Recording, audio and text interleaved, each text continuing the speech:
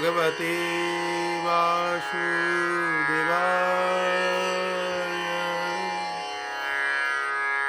ॐ नमो भगवते वासुदेवाय। ॐ नमो भगवते वासुदेवाय। উপদেশামৃত শ্রীল রূপ গোস্বামী। দ্বিতীয় শ্লোক। অত্যাহারঃ প্রয়াসশ্চ প্রজল্প নিয়মগ্রাহ জনসঙ্গশ্চ লৌলঞ্চ সরভীর্ভক্তি বিনশ্যতি। অত্যাহারঃ প্রয়াসশ্চ প্রজল্প নিয়মগ্রাহ জনসঙ্গশ্চ লৌলঞ্চ সরভীর্ভক্তি বিনশ্যতি। অত্যাহারঃ প্রয়াসশ্চ প্রজল্প নিয়মগ্রাহ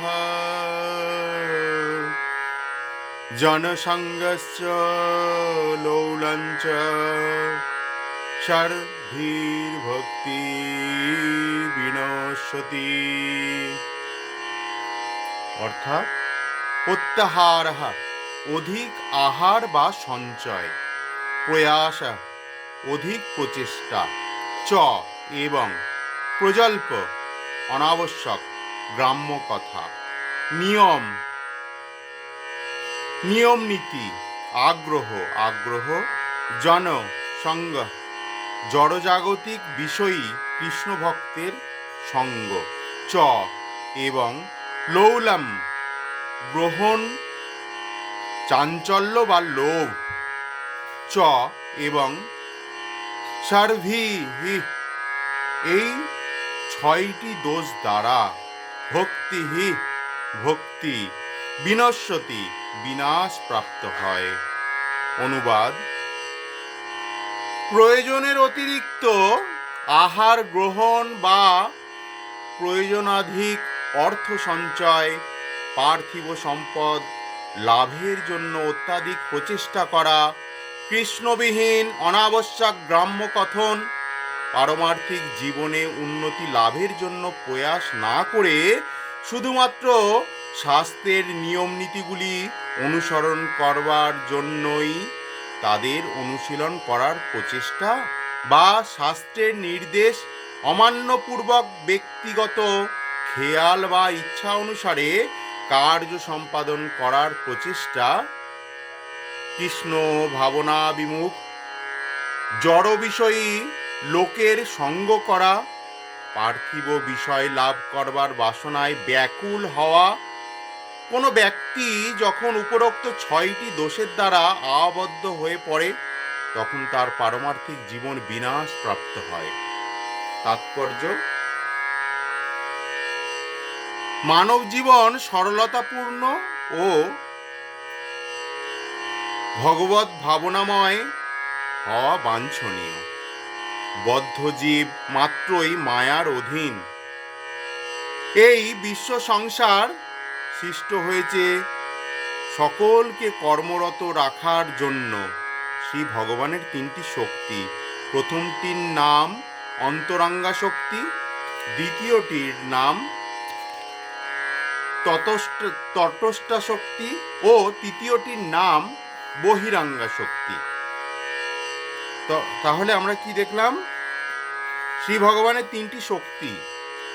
প্রথম শক্তিটির নাম হচ্ছে অন্তরাঙ্গা শক্তি, দ্বিতীয় শক্তিটির নাম তটস্থা শক্তি ও তৃতীয়টির নাম বহিরাঙ্গা শক্তি। জীব শক্তি তটস্থা শক্তির অন্তর্গত, কারণ জীব শক্তি অন্তরঙ্গা ও বহিরাঙ্গা শক্তির মধ্যবর্তী। ভগবান শ্রীকৃষ্ণের অধীনস্থ নিত্য দাস হওয়ায় জীবনাত্মা কখনো অন্তরঙ্গা শক্তির ও কখনো আবার বহিরাঙ্গা শক্তির নিয়ন্ত্রণাধীন।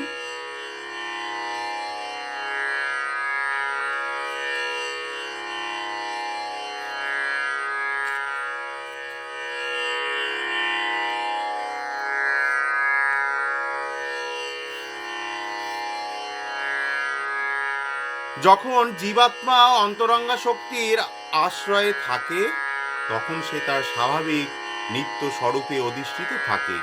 তখন ভগবৎ সেবায় তাকে সতত নিয়োজিত থাকতে দেখা যায়। শ্রীমদ্ ভগবদ্ গীতায় 9 নম্বর অধ্যায়ে 13 নম্বর শ্লোকে উল্লেখ আছে, মহাত্মানস্তু মাং পার্থ দৈবীং প্রকৃতিমাশ্রিতাঃ ভজন্ত নন্নমনসা জ্ঞাত্বা ভূতাদিমব্যয়ম। হে পার্থ, মহাত্মগণ মোহমুক্ত হয়ে আমার দৈবী প্রকৃতির আশ্রয়ে থাকে। আমাকে অব্যয়, আদিপুরুষ, সর্বশক্তিমান ভগবান জেনে তারা সতত আমার সেবায় নিযুক্ত থাকে। সব রকম সংকীর্তন মুক্ত উদার হৃদয় ব্যক্তিগণই মাহাত্ম। যারা কৃপণ তারাই সংকীর্ণ চিত্ত। তারা সবসময় ইন্দ্রিয় তর্পণে ব্যস্ত। কখনো কখনো তারা জাতীয়তাবাদ, মানবতাবাদ ইত্যাদি বাদের নামে মানব কল্যাণের দ্বারা কর্মক্ষেত্রে বিস্তৃত করে। তারা হয়তো জাতির বা আন্তর্জাতিক সম্প্রদায় বা সমাজের ভোগের জন্য ব্যক্তিগত ভোগ বাঞ্ছা ত্যাগ করে। এইসব কাজও বৃহৎ ভোগ বাসনা, যদিও ব্যক্তিগত নয় কিন্তু সাম্প্রদায়িক বা সামাজিক ভোগ বাসনা। জাগতিক দৃষ্টিতে এই সব মানব কল্যাণকর হলেও এই সব কাজের কোনো পারমার্থিক মূল্য নেই, কারণ এই সব কাজের মূল্যেই রয়েছে ইন্দ্রিয় তৃপ্তি। তা হয় ব্যক্তিগত ইন্দ্রিয় তোষণ বা বৃহত্তম সমাজের ইন্দ্রিয় তোষণ। কিন্তু যিনি পরমেশ্বর ঋষিকেশের ইন্দ্রিয় তৃপ্তির চেষ্টা করেন তিনিই মহাত্মা বা উদার হৃদয় ব্যক্তি। উল্লেখিত ভগবদ্গীতার শ্লোকে দৈবীং প্রকৃতিম অর্থে ভগবানের অন্তরঙ্গা শক্তি নিয়ন্ত্রণের কথা বলা হয়েছে। এই শক্তি শ্রীমতী রাধারানী বা তার শক্তিতত্ত্ব লক্ষ্মী দেবী রূপে প্রকটিত হয়েছে। যখন জীবাত্মা অন্তরঙ্গা শক্তির আশ্রয়াধীন হয় তখন তার কাজ শুধু ভগবান শ্রীকৃষ্ণ বা বিষ্ণুর সেবা করা এবং তাদের তুষ্ট করা। শ্রীকৃষ্ণ সেবার ইচ্ছা হচ্ছে মহাত্মার ধর্ম বা কাজ। যে মহাত্মা নয় সে নিশ্চয় দুরাত্মা, সংকীর্ণ চিত্ত। সেই রকম সংকীর্ণ চিত্ত দুরাত্মা শ্রী ভগবানের বহিরাঙ্গা শক্তি মহামায়ার কর্তৃত্বাধীন হয়। বস্তুত সংসারের জীব মাত্রই মহামায়ার কর্তৃত্বাধীন, আর মহামায়ার কাজই হচ্ছে জীবকে আদি দৈবিক, আদি ভৌতিক ও আধ্যাত্মিক এই ত্রিতাপ দুঃখের আবদ্ধ করে ক্লেশ দেওয়া। আদি দৈবিক ক্লেশ যেমন অনাবৃষ্টি, ভূমিকম্প, ঝড় ইত্যাদি। অন্যান্য জীব কর্তৃক প্রদত্ত ক্লেশ আদি ভৌতিক ক্লেশ। জীব প্রদত্ত যেমন পোকামাকড়, জীবাণু সংক্রমণ বা শত্রুদের দেওয়া ক্লেশ হচ্ছে আদি ভৌতিক ক্লেশ।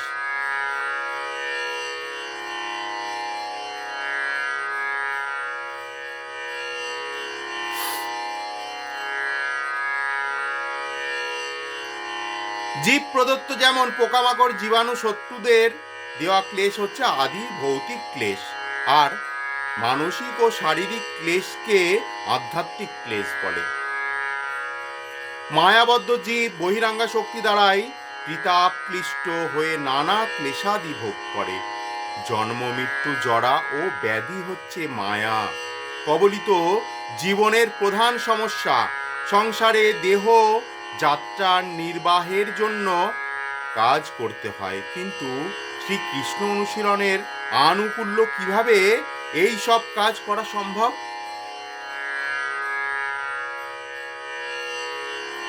দেহ রক্ষার জন্যই প্রত্যেকের আহার, বস্ত্র, অর্থ ও অন্যান্য জিনিসের প্রয়োজন, কিন্তু একান্ত প্রয়োজনের অতিরিক্ত কিছু সংগ্রহ করা উচিত নয়। যদি এই স্বাভাবিক নীতি গ্রহণ করা হয়, তবে দেহ রক্ষার কোনো অসুবিধা হবে না। প্রকৃতির ব্যবস্থাপনায় জীবনের ক্রমবিকাশের ইতর জীব প্রয়োজনের অতিরিক্ত গ্রহণ বা সংগ্রহ করে না। তাই পশু সমাজে সাধারণত অর্থনৈতিক সমস্যা বা প্রয়োজনীয় জিনিসের অভাব নেই। যেমন এক বস্তা চাল প্রকাশ্য স্থানে পড়ে থাকলে পাখিরা আসবে, তারা কয়েকটি করে দানা খেয়ে চলে যাবে, কিন্তু একজন মানুষ তা করবে না।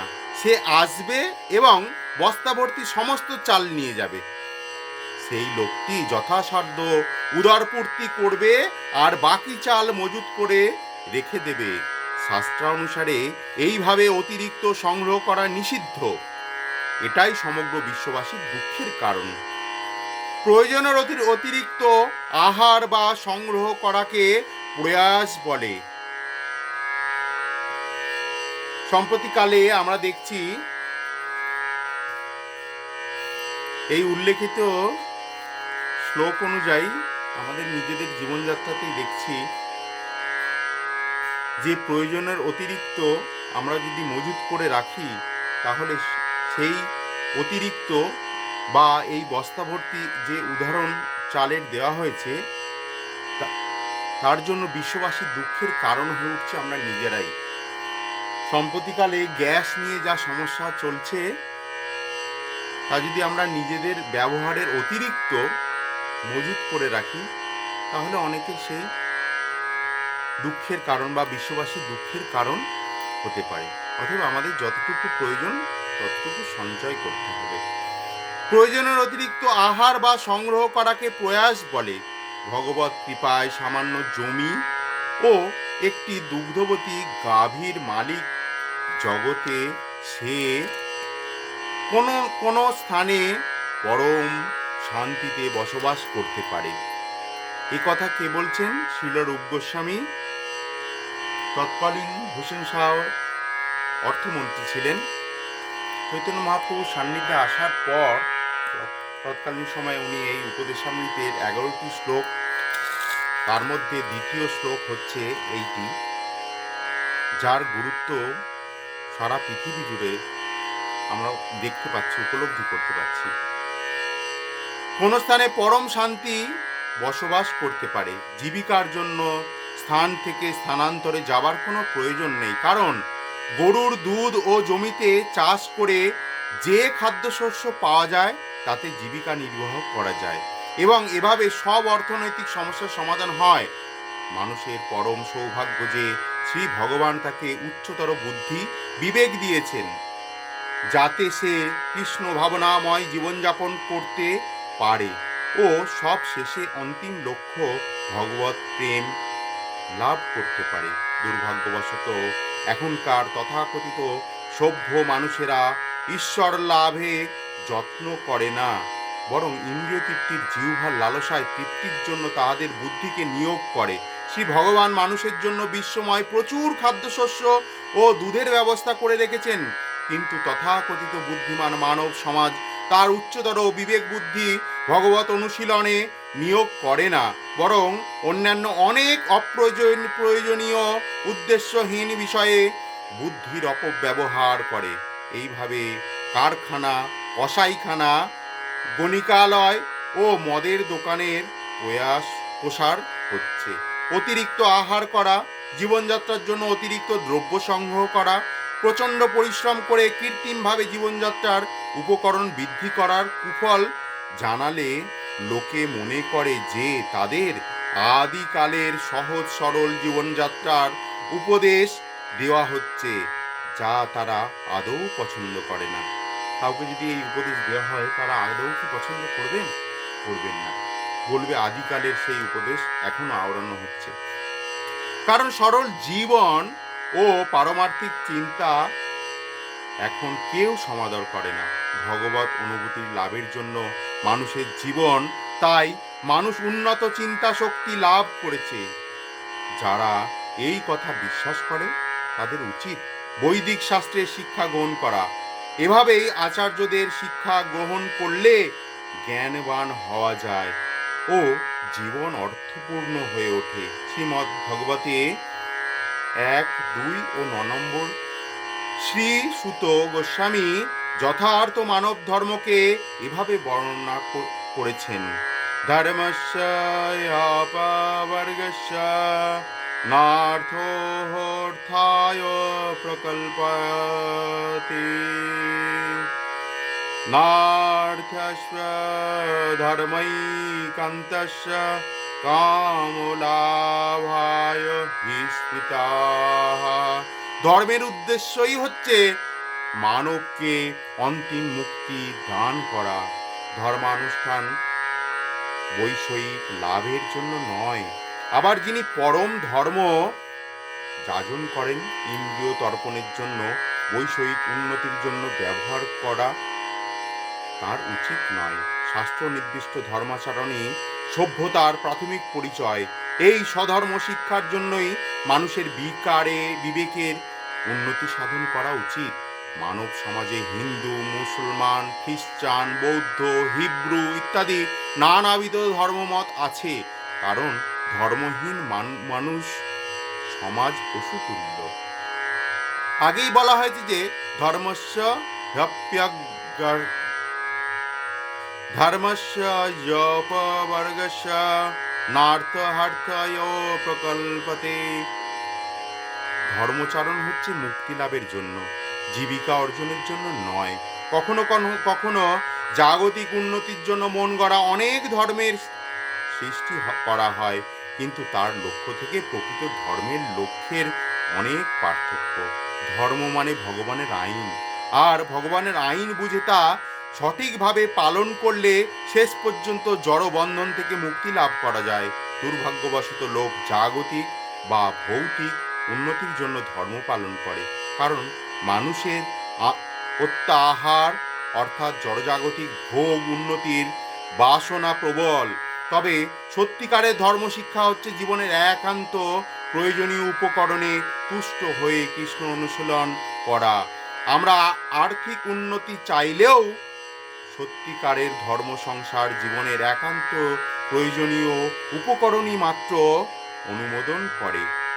জীবস্য তত্ত্ব জিজ্ঞাসা, অর্থাৎ জীবনের উদ্দেশ্যই হচ্ছে পরম তত্ত্ব বা পরম সত্য সম্বন্ধে অনুসন্ধান করা। আর যদি আমরা এই তত্ত্ব জিজ্ঞাসার প্রয়াস না করি, তাহলে আমাদের কৃত্রিম প্রয়োজন মেটাতে অতিরিক্ত প্রয়াস করব। পরমার্থ শিক্ষার্থী জড় প্রয়াস ত্যাগ করা উচিত। আর একটি প্রতিবন্ধক হচ্ছে প্রজল্প অর্থাৎ অপ্রয়োজনীয় কথা, হেক বা ব্যাং, যেমন নিরর্থক শব্দ করে।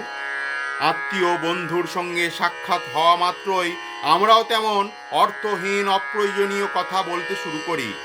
যদি কথা বলতেই হয়, তবে আমাদের সব সময় কৃষ্ণ কথা বা কৃষ্ণ ভাবনামৃত আন্দোলন সম্বন্ধে কথা বলা উচিত। যারা কৃষ্ণ বিমুখ, তারা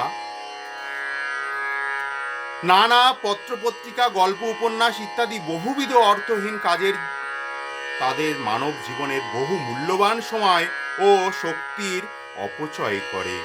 আবার পাশ্চাত্য দেশে অবসরপ্রাপ্ত বৃদ্ধ লোকেরা তাস খেলা, মাছ ধরা, টেলিভিশন দেখা ও সামাজিক রাজনৈতিক পরিকল্পনা সম্বন্ধে বিতর্ক করে কত সময় নষ্ট করে, অথচ এই সব কাজ অপ্রয়োজনীয় ও অর্থহীন।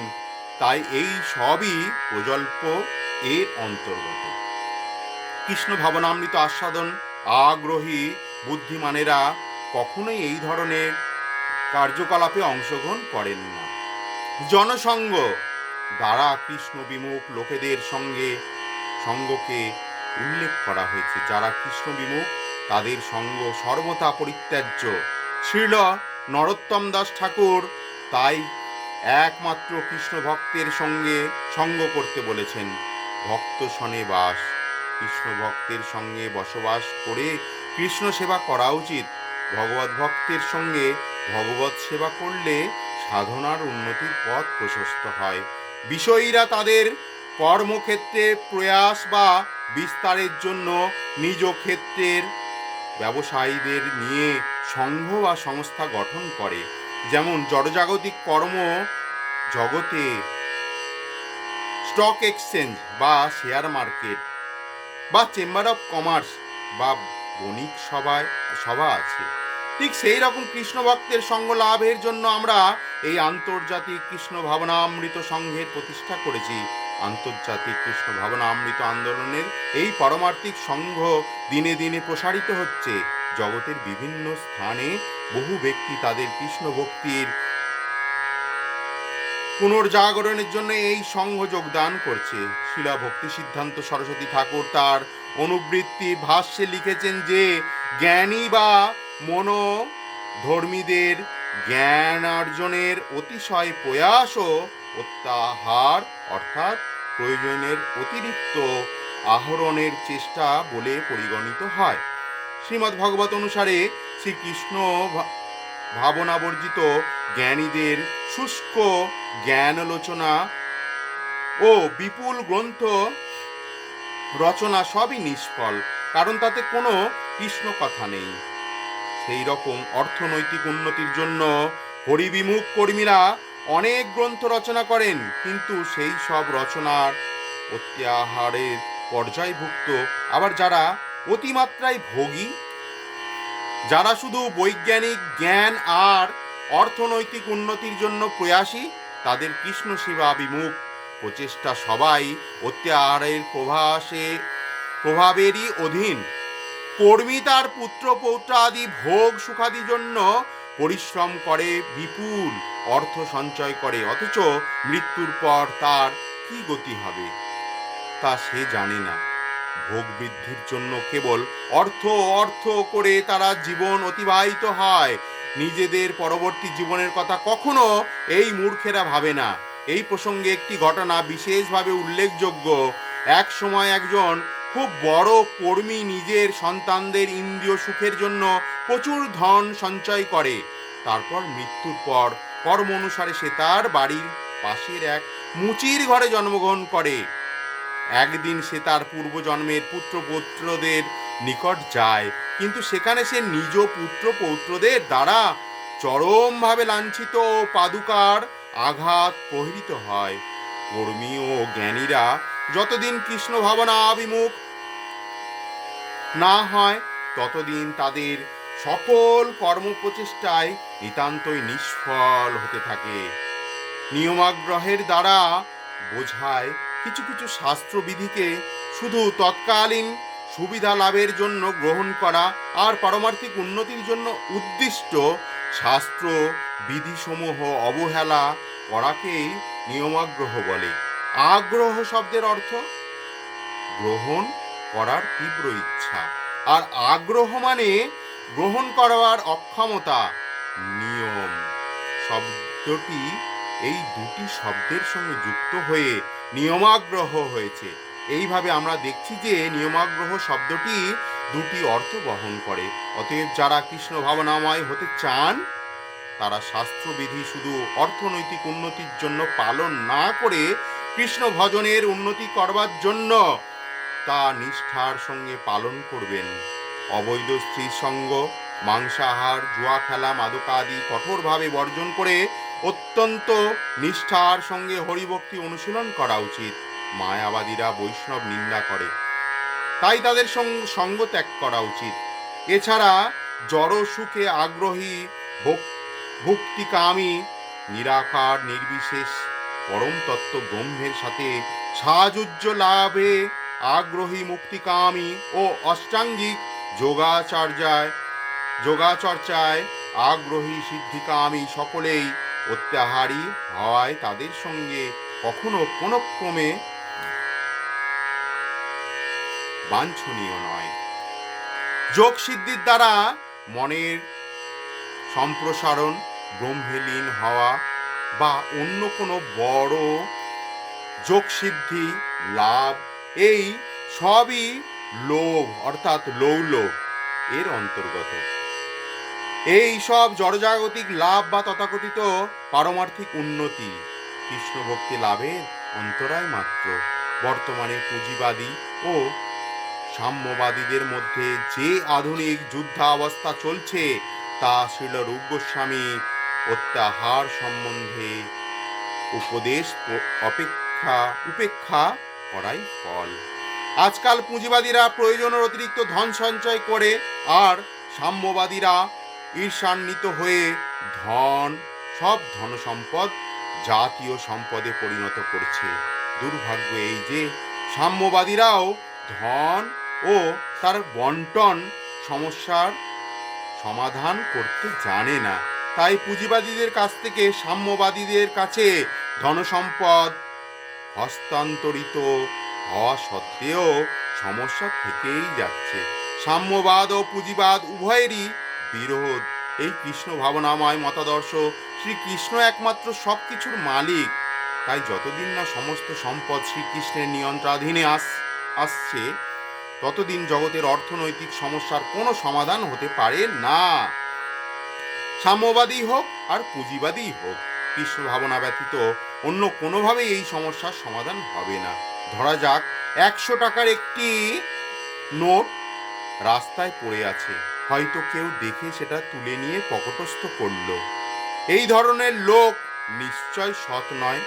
অন্য একজন সেই নোটটা দেখে ভাবতে পারে এটা অন্যের জিনিস, তার স্পর্শ করা উচিত নয়।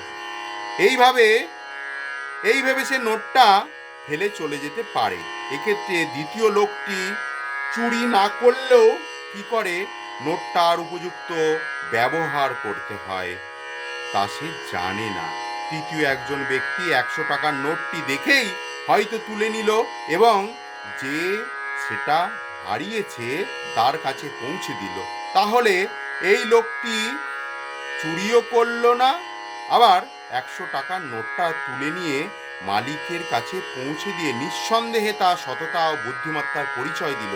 শুধু পুঁজিবাদীদের কাছ থেকে অর্থ সাম্যবাদীদের কাছে হস্তান্তরিত করলেই জগতের রাজনৈতিক সমস্যার সমাধান হবে না।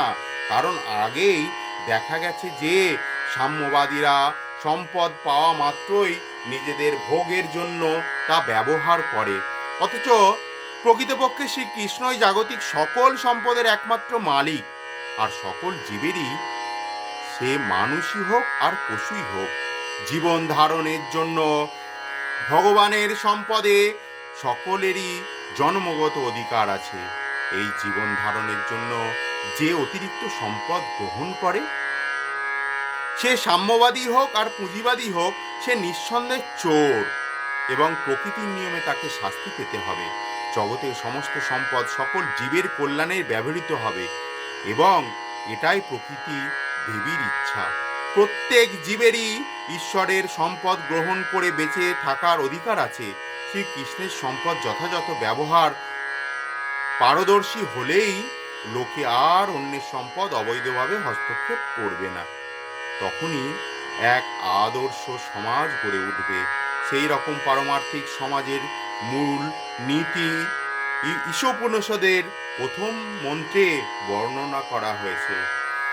ঈশাবাস্যামিদং সর্বং যৎকিঞ্চ জগত্যাং জগৎ তেন তক্তেন ভুঞ্জিথা মা গৃধা কস্য সিদ্ধনম।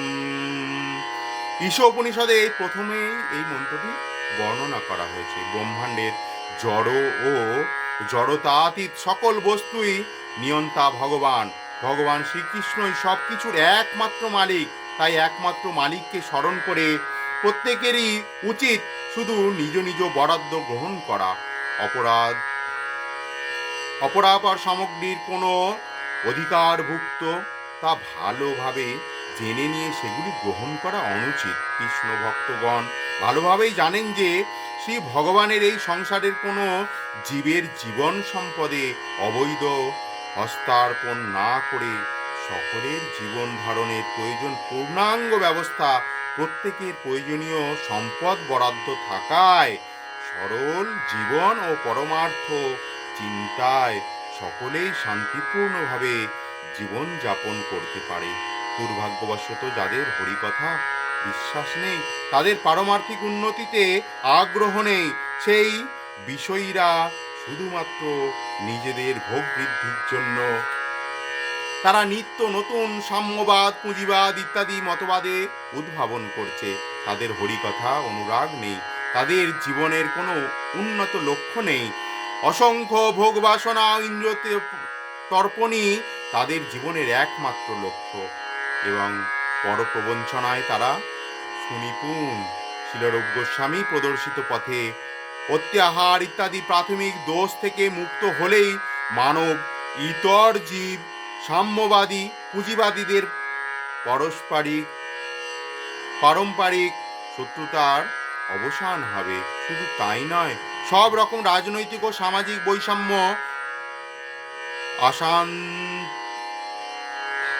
অশান্তিরও অবসান হবে। কৃষ্ণ ভাবনামৃত আন্দোলন প্রদত্ত বৈজ্ঞানিক পারমার্থিক শিক্ষা অনুশীলন দ্বারা এই শুদ্ধ ভাবনার উদয় হবে। কৃষ্ণ ভাবনামৃত আন্দোলন এমন একটি পারমার্থিক সমাজ গড়ে তুলছে যা সমগ্র বিশ্ব একটি শান্তিময় পরিবেশ সৃষ্টি করতে সক্ষম হবে। তাই বুদ্ধিমান ও বিবেকগণ ব্যক্তি মাত্রেই এই কৃষ্ণ ভাবনামৃত আন্দোলনকে মনে প্রাণে স্মরণ নিয়ে ভগবত সেবায় 6টি প্রতিবন্ধক থেকে মুক্ত হয়ে নিজেরই চিত্তকে শুদ্ধ করা উচিত। তাহলে আমরা এখান থেকে এই শ্লোকটি, দ্বিতীয় শ্লোক থেকে উপদেশামৃতের এই শিলরূপ গোস্বামীর দ্বিতীয় যে এত সুন্দর একটি শ্লোক আমাদের উপহার দিয়েছে জীবনের ক্ষেত্রে, জীবন পরিচালনার ক্ষেত্রে, এই শ্লোকটি জীবনের আমাদের মূল পাথেয় হওয়া উচিত।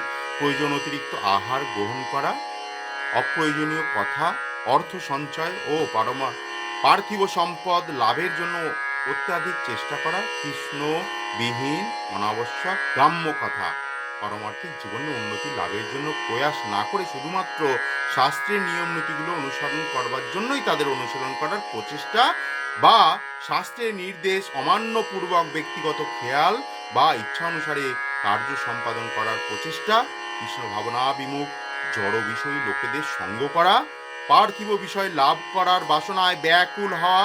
কোনো ব্যক্তি যখন উপরোক্ত 6টি দোষের দ্বারা আবদ্ধ হয়ে পড়ে তখন তার পারমার্থিক জীবন বিনাশ প্রাপ্ত হয়। অতএব আমাদের এই অনুশীলন বারবার করতে হবে। প্রত্যাহার, প্রায় প্রজল্প, জনসংঘর্ষ, লৌলঞ্চ, সারভীর ভক্তি বিনশ্বতী, আমাদের এইগুলো মনে রাখতে হবে। আমরা তাহলে প্রয়োজন অতিরিক্ত সঞ্চয় করব না। আজ এই সময়ে যেরকমভাবে আমরা করোনার সময়ে মহামারীর সময় আমরা দেখেছিলাম আমাদের জীবন দিয়ে কীরকম জীব গৃহবন্দী হয়েছিল।